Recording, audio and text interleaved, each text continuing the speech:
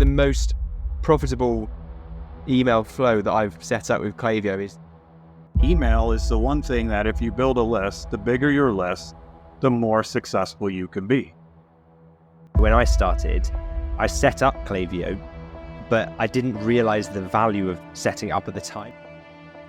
I'll give you an example from our business that built our list far greater than we ever thought.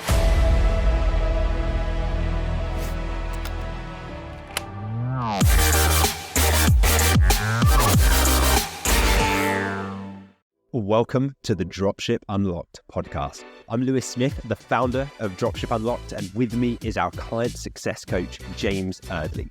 Now, when we're not recording the podcast episodes, we're running our own e-commerce businesses and helping aspiring entrepreneurs launch their own high-ticket dropshipping businesses. Keen to build your own 6 or even 7-figure business? My book, The Home Turf Advantage, is your blueprint for launching a profitable online store. Grab your copy at htabook.com today and let's get you started. Now sit back, relax, and let's unlock your potential with the Dropship Unlocked podcast.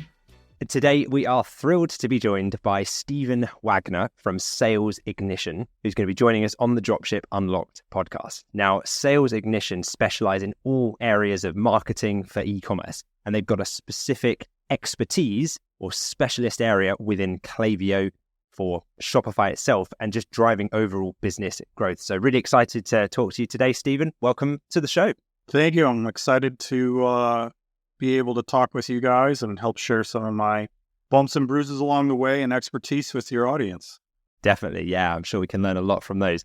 So with your extensive background in e-commerce and digital marketing, could you kind of talk us through a little bit around how you found your path into starting Sales Ignition? I guess that's probably a good place to start. And what drove your passion initially to even get into e-commerce? Sure.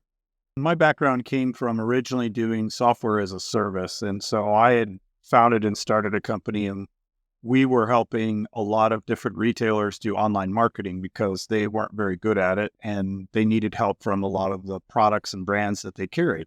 And what I found was that that's a very long road to haul because typically you're building software and you're selling to customers and you're servicing those customers. And quite frankly, with subscription, you don't make that much money because obviously your customer doesn't want to pay for the full amount of that. So what we found was that over time, we had to be very good at being able to nurture and develop those people that bought our product. And I was lucky because we had a big client that came to us one day and asked to buy the software platform. And so here I am, I had sold that off and I was looking for what I was going to do next. And I just happened to bump into a friend who was doing Amazon fulfillment at the time. This was way before the big rush came. And I listened to him and I thought about it and I said, look, would it be awesome if I could start a business where one of the biggest, most successful brands does the marketing, does the fulfillment. All I really have to do is pick products and put them on and sell. And so I got started really because it was a hack or whatever you'd like to call it, a shortcut to selling online. And let's face it, everyone's going online far more than anything else. And I'd learned that with my last software as a service company. So fast forward, and we were doing that. But one thing that we learned, or I learned especially, was one of the biggest challenges when you do online is if you're spending a lot on advertising to get people to your site, you have to get very good at converting them. Otherwise, you're going to have a hole in the bucket and the bucket will always drain out faster than maybe you can pour more water in. So I looked at every alternative for us to do that, whether it be optimizing websites, copywriters, A/B testing on websites, all the stuff that we've all probably seen or heard, or maybe are vaguely familiar with. But the one thing that really rang true was that email is the one thing that if you build a list, the bigger your list, the more successful you can be. And so if I spend $1 today or I spend and email them over time, I'm able to retain the possibility of selling to them far longer than if I don't retain them and I don't send them anything and I don't automate that. And so that's really what got me started in it. It was actually a survival tactic. It was just to say, how do we keep doing this? Some of the categories of products I picked were very competitive.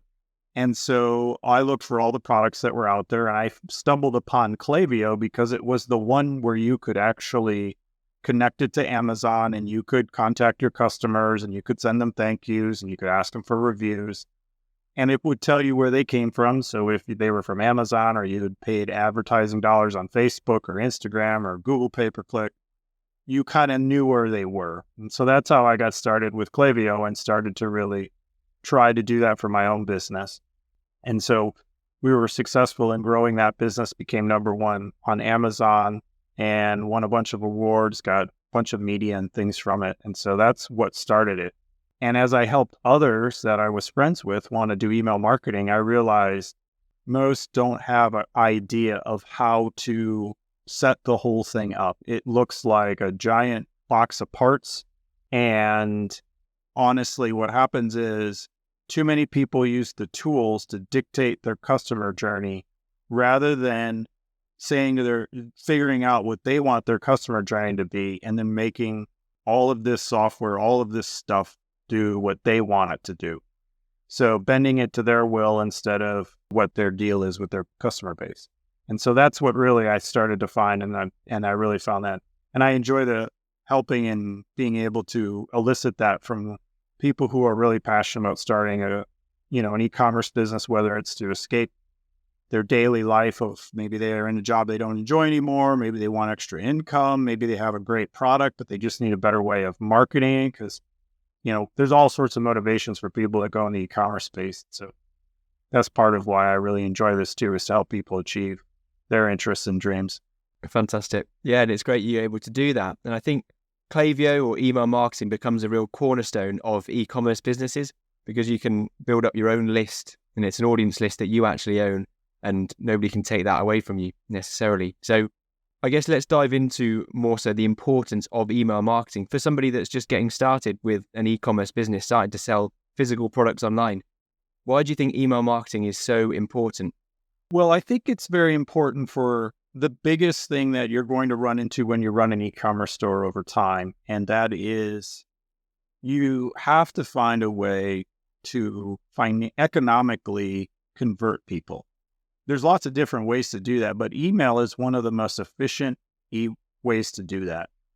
And it's the one thing that you own at the end of the day. And when you sell a business, it's the thing that you own. So if you have a large list, it adds value to your business. If you are able to say, I have 10,000 people or 100,000 people on my email list, and that I can sell 20%, 30% of them every year a product, there is a model that you can work on and that you can always monetize. And so one of the things I find is that a lot of clients who we work with or we help coach on this is that everyone in the early days is thinking about just getting customers. They just think about, I got to make a sale today, right? I got to pay for what I've got to sell, and so that's great. But the problem is that a lot of times what they don't think about is, how do I maximize my ad spend? How do I maximize whatever I'm doing to get traffic? And the only way you can do that is really through email marketing, because it's the one thing that you own and you can constantly go back to. And I think that's one of the things that over time, more experienced entrepreneurs and people who have stores for a while start to really hone in on. And so I see and work with people that have $10 million stores or $5,000 stores or $1,000 store. But the thing is, that the earlier you start your email list and the more that you keep at this, the bigger your list gets, and then the more you can go back to it. And so I think that's one of the reasons why email marketing is so pivotal to it. And let's face it, if the average bounce rate is over 60% and you have people that come to your site a day, then 6 have already left and maybe 1 buys. So what are you going to do with the rest that come to your site? You've got to find a way to do that. And so Klaviyo and platforms like it have a really good way to be able to show you and get you to capture that person, nurture them, convert them, personalize what you want for them. So those are some of the reasons why you really want to hone in on email marketing. I think entrepreneurs, a lot of the time, when they first get started with a business, you put up your Google Ads campaign and you think that will do all the work for you. But then, like you said, in the analogy I loved in the first part that you mentioned was that, like a leaky bucket, if you can't capture the water that you're pouring into a bucket, then it'll just pour out the bottom as fast as you're pouring into the bucket. And that's similar. If we're not capturing emails for a lot of the people that are onto our website, you're losing a lot there, and you're wasting or missing out. So with Klaviyo, then more specifically, first of all, you mentioned about the importance of building a nice large list, because then it can be, add a multiple onto your business if you decide to sell it. How would you go about actually building a large list? You've got some tips for us? Yeah, I think that one of the biggest ways you can do that right off the bat is to put an offer. A pop-up is typically what you see on your site to collect that information. Now, it can be either free information you want to give them. Let's say I sell knives. Then I could create a way to maybe use a knife. It could be camping knife. It could be for carving, meat, or it could be anything of that nature. So it could be a free, offer, free something or other to get people that are interested in it. The most common one you see, and the one that most Klaviyo users run into right off the bat, is they offer 10%. Now, that sounds great, and we've studied over 500 Klaviyo stores, and 10% off is usually the way that everyone starts off that way. And it's a good way to do it if they come to your site. Or you can also use that to go out and make that coupon and put it on other places on the internet, whether that be social media, could be user groups, it could be whatever target market you're going after, and say, hey, we've got something here, come and get it. And then that way, you're getting people to subscribe to something of value. It has to be an equal trade. So if you're going to offer a discount on your product, or if you're going to teach them how to use it, or maybe a pain point that your target audience has with something, offering it as like a guide or a PDF or whatever that is, you want to offer that so that people can do that. I'll give you an example from our business that built our list far greater than we ever thought. So one of our product lines was in healthcare and beauty. And what happened was we used to send out a little sample pack inside the packaging that said, hey, come to the site, you can register and get free samples. And so it was only for customers. They bought it, they got it. It was really so that we could start to test and validate that.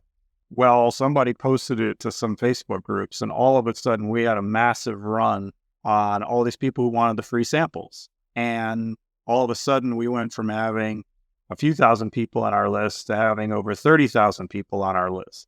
And so now what do? You've got 30,000 people who got free samples. You don't want to say no to them, but then you got to figure out how to pay for all this. And so that kind of is how we did it. We were able to use the free sample. That was just really a mistake, or at least one of those things in life that happens. And so we had to figure out a way to monetize it. And that's how we were able to do it.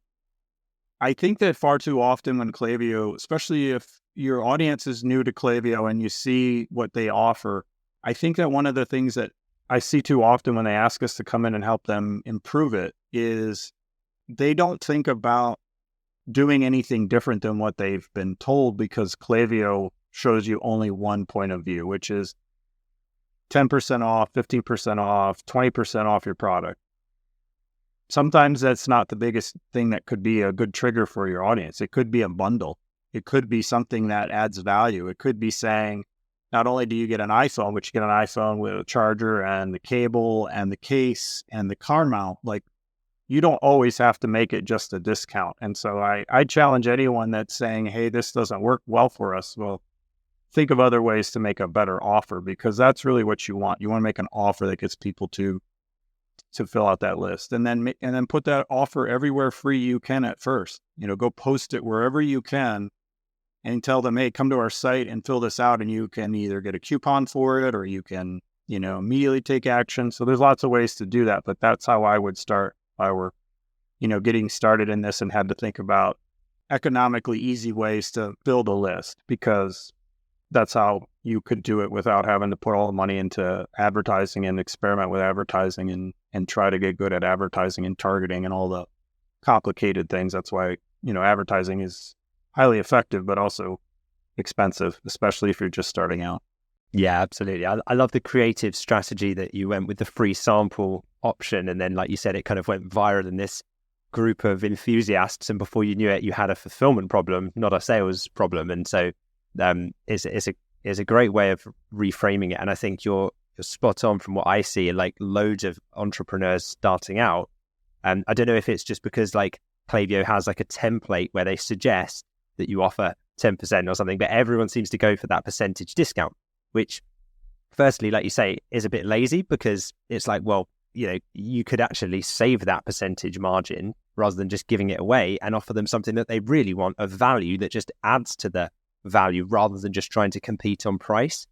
So that I totally see. But the other thing is with high ticket products, like people who are using this model, the home turf advantage model, if you're selling a product that's say £2,000 and you have a 30% profit margin, which is fairly typical, you might make £600 in profit on that sale.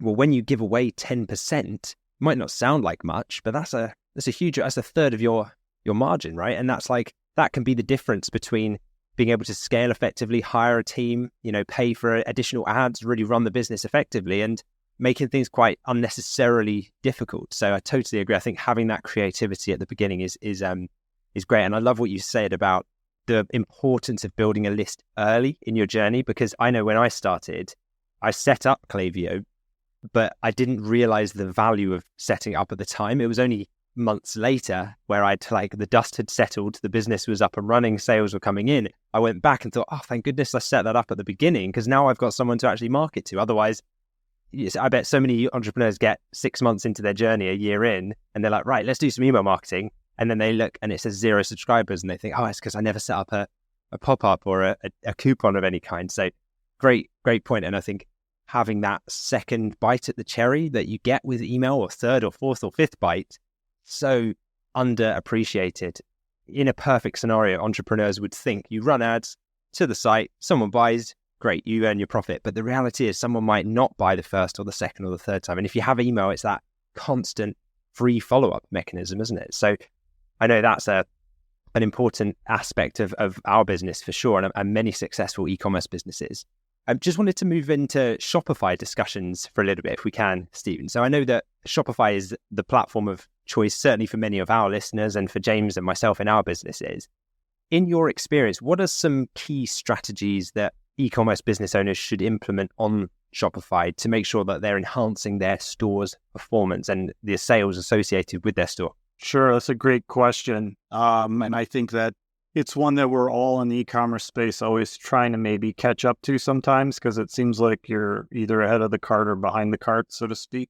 I would say you just mentioned something I think is really important with Shopify in general. Out of the box, it won't naturally, even when you have customers buying, pass them along to Klaviyo. So you have to do that. And if you don't, what I've come into stores that have been in business for years, and they may have hundreds, if not thousands of customers, and they never actually said that they're opting into marketing when they checked out. So now you don't have the ability to check out. So first and foremost, I would say make sure whatever platform you're using with Shopify, connect it so that it can actually do that. If you don't, it won't allow you to, especially with privacy laws increasing. You just have to be like, that's one of the first things I would suggest you do. I would say the second thing with Shopify for optimization is get your default emails that Shopify can send or that you can send to Klaviyo. Ask whoever's making your design for your website, or find somebody to help you with that, because the more professional your communication is, the greater your trust goes up right off the bat. The third thing I see clients who really, really go for conversion do very well with Shopify if you try to remove as many of the hurdles, like multiple logins, multiple steps to checking out. I think one of the most underrated things I see on shops is only accepting one form of payment. I think that is a big cutoff that a lot of stores could benefit from, whether it be adding PayPal or, some of the buy now, pay later style. Like, those should be the things as a business you want to make it easier for people to buy from you. And so those are some of the things with Shopify that I see that, starting people maybe not have the experience to understand the impact it has. So for example, allowing multiple payments, not asking them to always go and create accounts that are in some cases almost unnecessary, and getting that checkout really fast. You want them to go from being on your site to checking out. So what that does is when you're doing all this email marketing or all this other stuff, we're worried more about you getting an email and coming now to the site, and the site's good at checking you out. So now I can work more on like abandoned cart. So the abandoned cart series becomes important because we know you're going to come and you're probably going to put it into your checkout. Now I'm working on that abandoned cart or the abandoned checkout to get you to convert. So my email marketing doesn't have to be like all focused on just winning you. All I'm really worried about is getting you to the site. The site will do its job. And then if you don't check out, then the abandoned cart will do its job. So that's one of the things I think with Shopify that I see that could really help.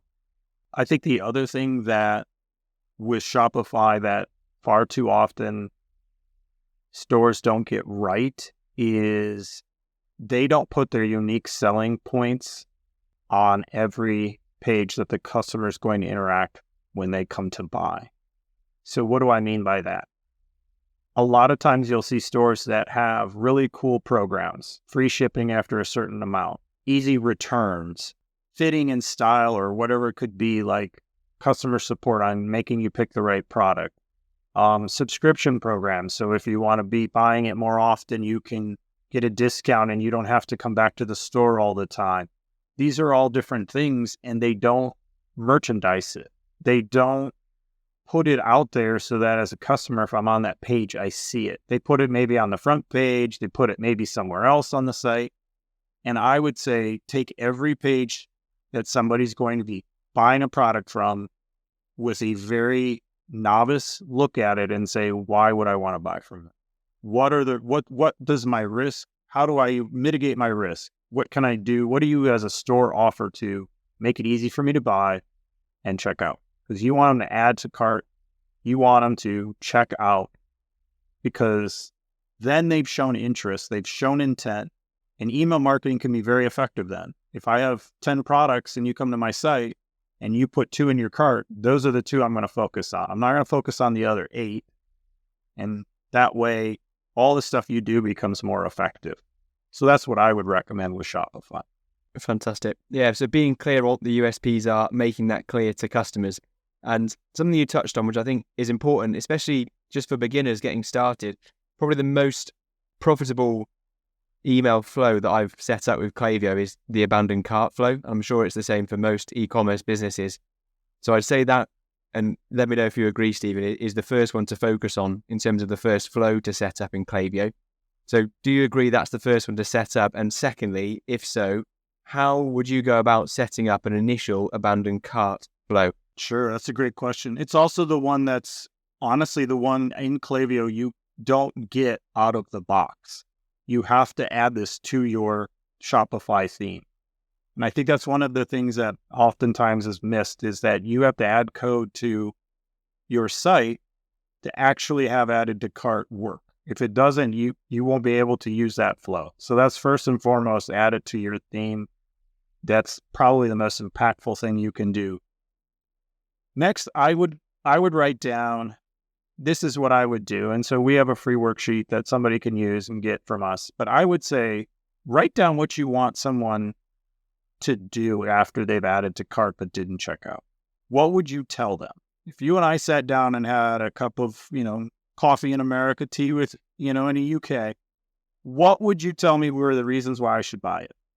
Write them all down. And then you have your foundation, your outline for what you would want to write.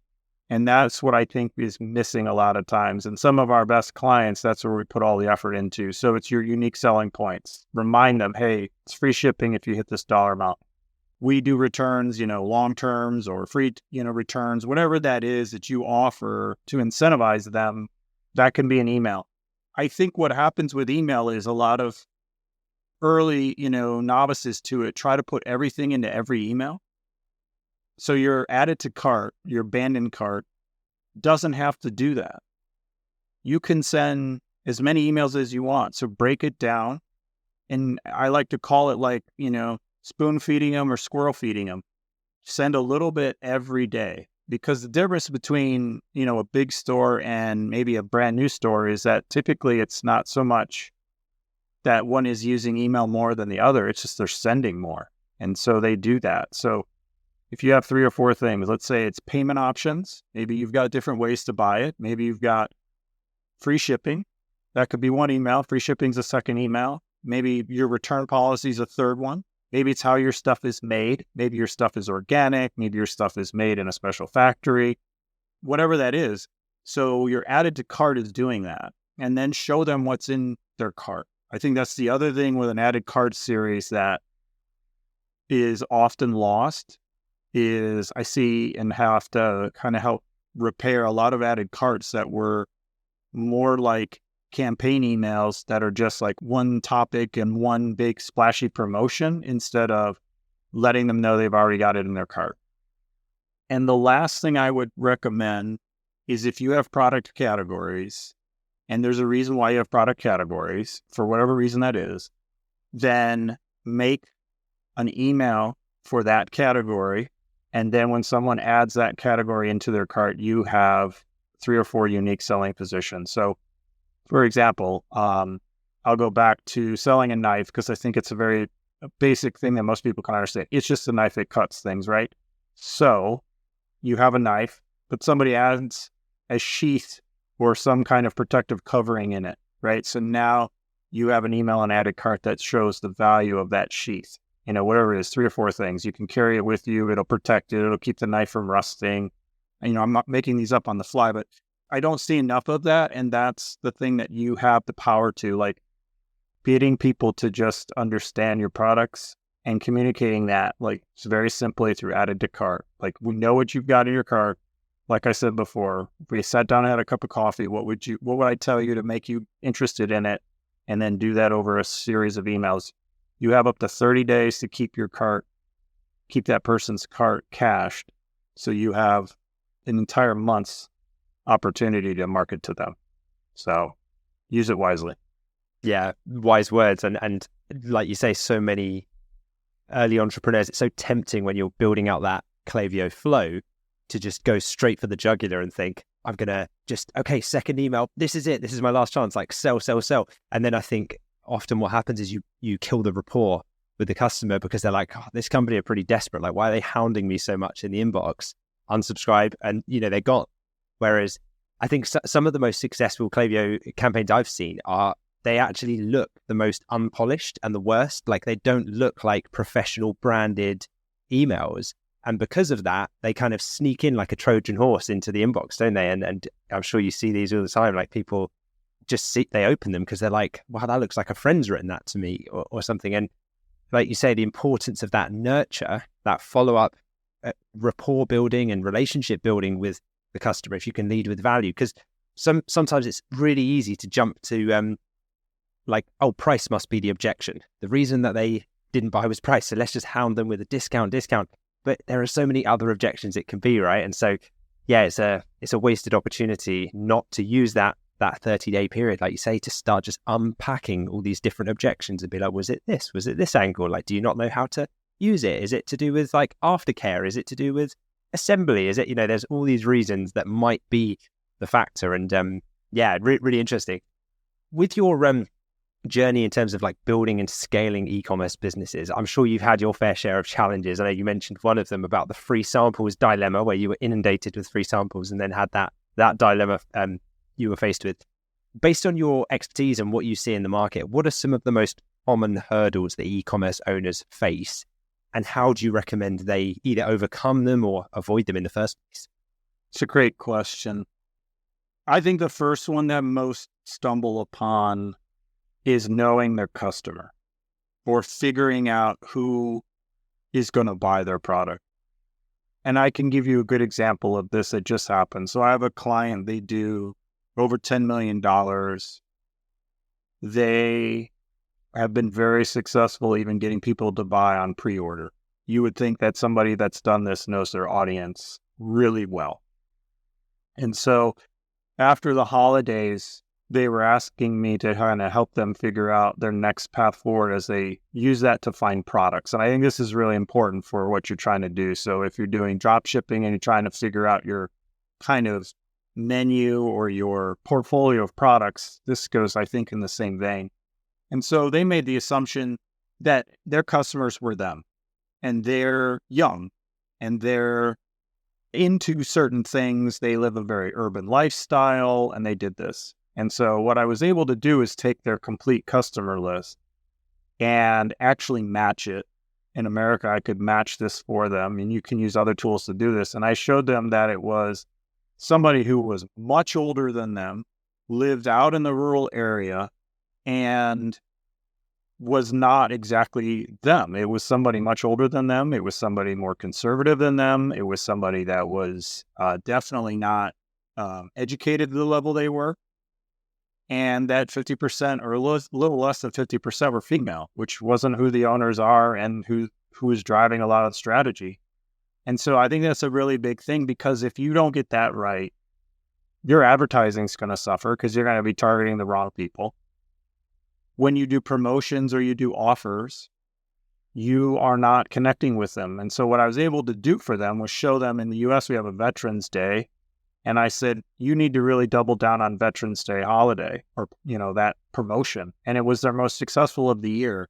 And they were like, well, how did you know that? And I said, well, once you start to look at it, look at the age, look at the demographics, you can match that, and you can start to almost like a lion tamer. You can kind of say, hey, now I know what motivates you. Now I know what gets you going. And so I think that's one of the things that, unfortunately, as entrepreneurs, you have your vision when you start something, but once it's out there in the real world, you have to have the humility to say, well, I thought I knew who my customer was, and so this is who actually is my customer.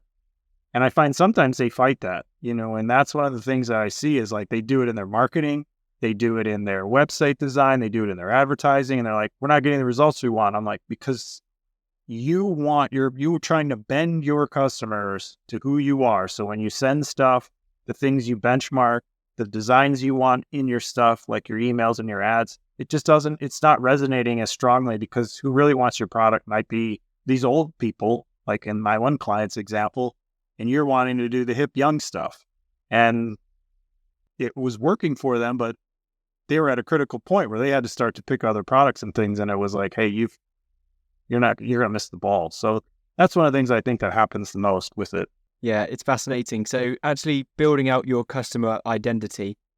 Now, what do you say is the best way about doing that? For a brand new person that's starting an e-commerce store, do they need to guess initially before they have the analytics from their website and start to get some order data? How would a sort of new e-commerce business owner understand the audience that they're selling to? I'll give you a personal example. So we were selling, and one of the things I think that people don't do enough of, let's say that you are selling dog toys, and we'll just pick a new category to give different examples here. Well, then go to their Facebook pages, go to the Instagram, and find out who follows them right off the bat. Is it men? Is it female? Where do they live? What do they also follow? Like, at least if you are in that category and you're picking products to like drop ship, and you're like, I'm not sure exactly who my customer is, there's at least enough groups out there that you can find out, at least to profile, to get your initial assumption as to who you're going after. Yeah, love that. Doing the proactive detective work before you even start selling is great, and looking up people's, like, which pages people in that audience also follow.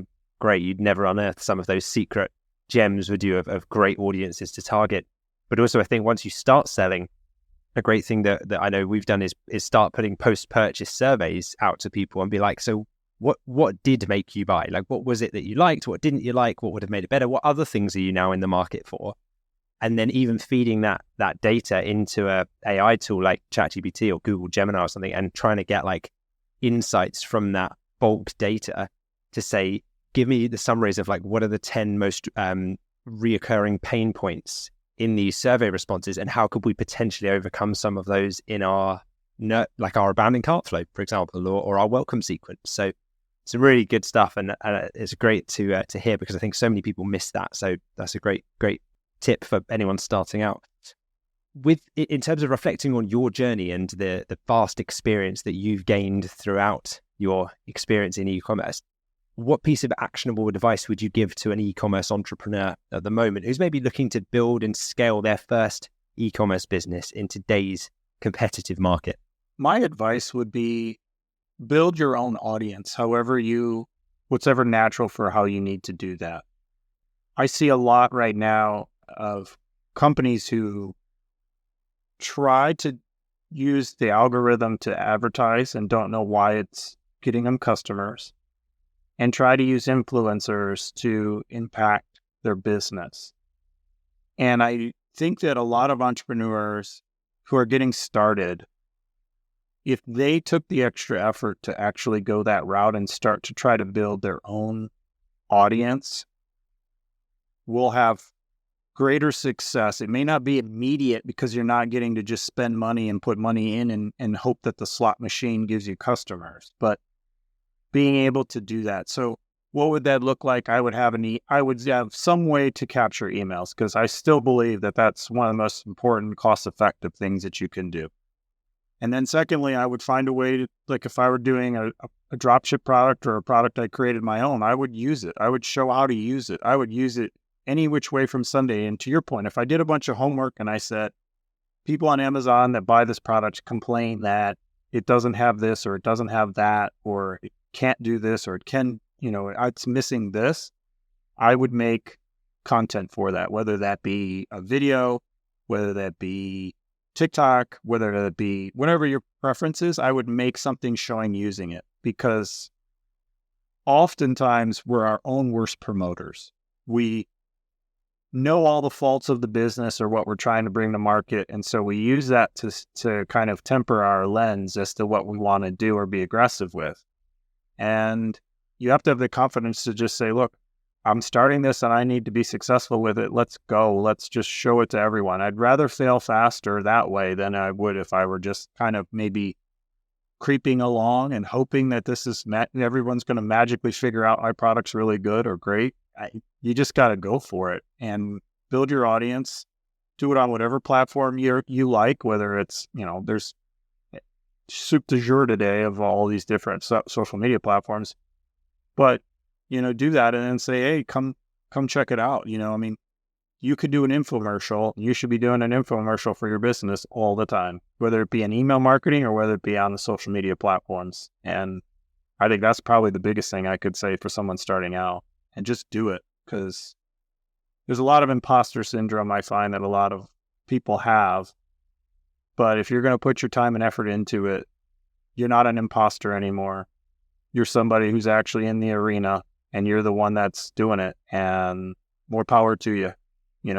I love that. Great words to finish our chat on. And I think that's a great message that will resonate with a lot of people. You've put the effort into this stage, right? So don't be afraid to now promote it. Stand behind the thing that you've built, be proud of it. And the nice thing is, with a lot of the systems you talk about, Stephen, they're automated, right? So we're setting up automated flows. We're not going out there hammering out these promotion emails every day of the week to people. We can set up a lot of these things to be evergreen as ad campaigns, as email sequences and stuff. So really, really powerful stuff.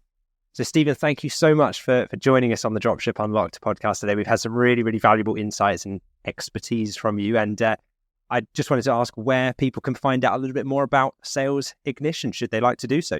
Yeah, if they go to saleignition.com, so that's SALEIGNITION.com, they can find out more information, and we've got a free resource that they can come and get. Like I said, whether they want to figure out how to map their customer journey or creating their first emails or what those would look like, we have a blueprint for that too. So they can come and check all that out. Amazing. Well, thank you very much for joining us, Stephen. We really enjoyed the chat today. Thank you. What a gold mine of insights that was from Stephen. He really shared some great strategies there for leveraging marketing platforms that I know many of our listeners are going to benefit from hugely. I love the way he broke down customer segmentation within Klaviyo and how better to tailor our marketing messaging depending on the customer's needs. I thought it was really, really impactful, and I think our listeners are going to get a lot of value from that. Absolutely. Thoroughly enjoyable conversation with Stephen there. Thank you so much for him coming on and sharing his expertise. Fantastic to speak to people with real expertise in email marketing, as it's such an important part of your e-commerce business. and he really got that point across in there. He let us know his strategy, so we now can take away things that we've listened to today and implement them into your own e-commerce journey.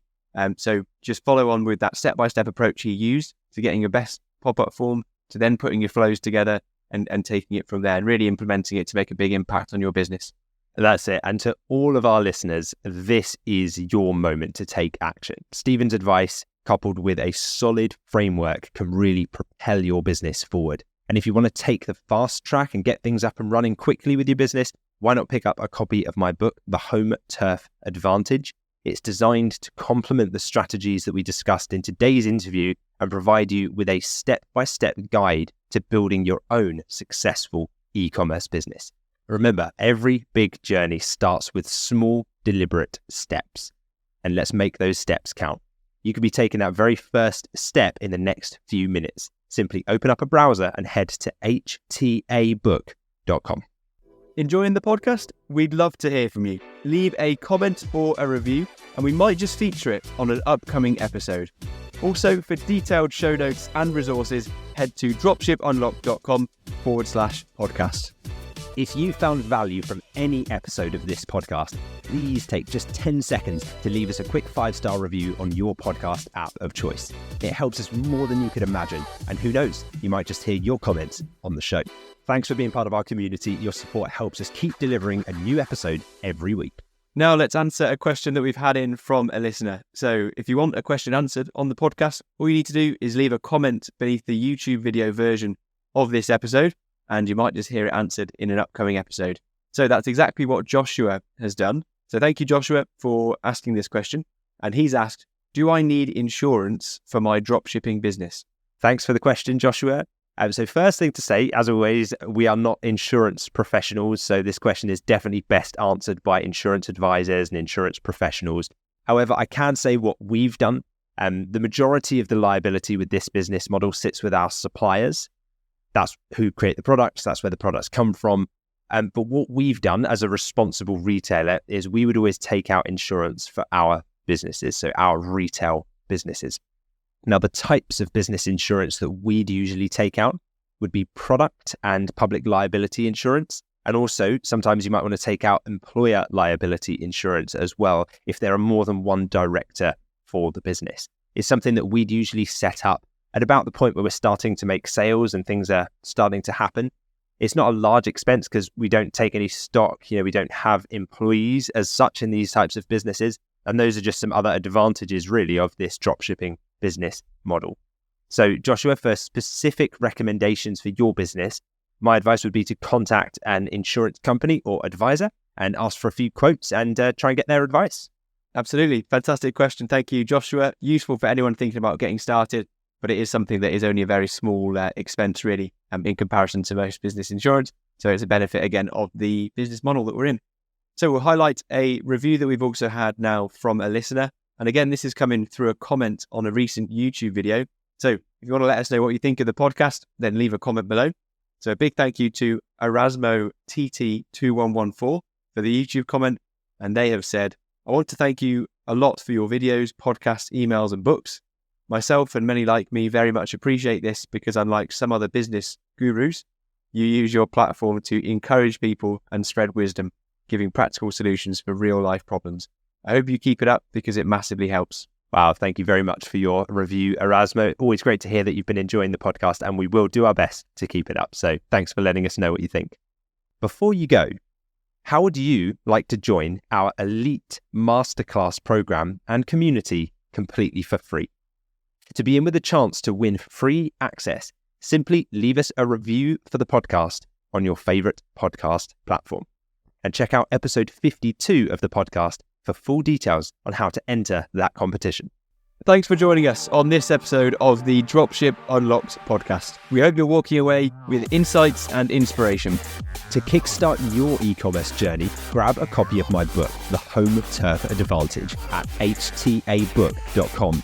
It's a distilled guide based on real experience to help you build your e-commerce venture. Don't forget to hit the subscribe button for more strategies and success stories. And if you like what you heard, a 5-star review would mean the world to us, and you might just get a shout out on an upcoming episode.